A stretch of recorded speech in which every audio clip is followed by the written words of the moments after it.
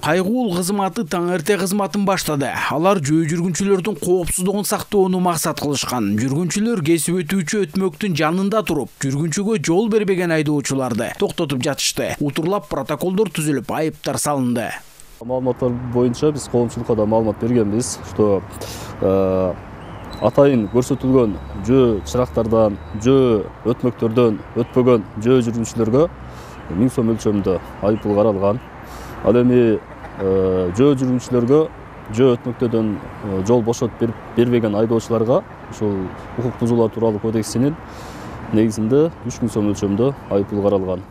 2 саат ичинде эле 14 айдоочу жана туура эмес жерден жолду кесип өткөн 7 жөө жүргүнчү аныкталып, жоопко тартылды. Баш ийбегендерге айыппул салынып, тийиштүү чаралар колдонулду. Шашканы бар, анан кээ бир туура эмес өтүп, анан ошо жолдун эмеси болуп калат. Анан ошо авария болот. Кудай сактасын. Анан ошону просто профилактика сыяктуу биз да көрсөтүп, өстүп, биз жаңы келдик демеге автошколага. Анан ошону көргөдө өскө дагы пайдалуу.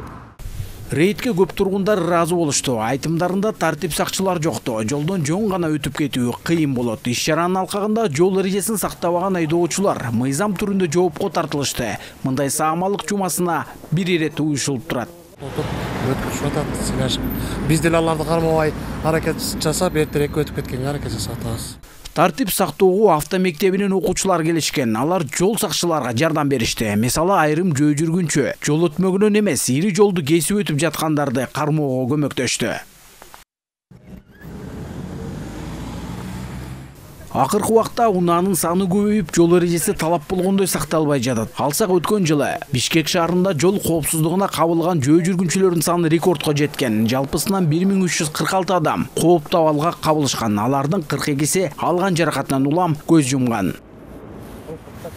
Тынчтык Акишев, Элдар Анарбеков, ЛТР Бишкек.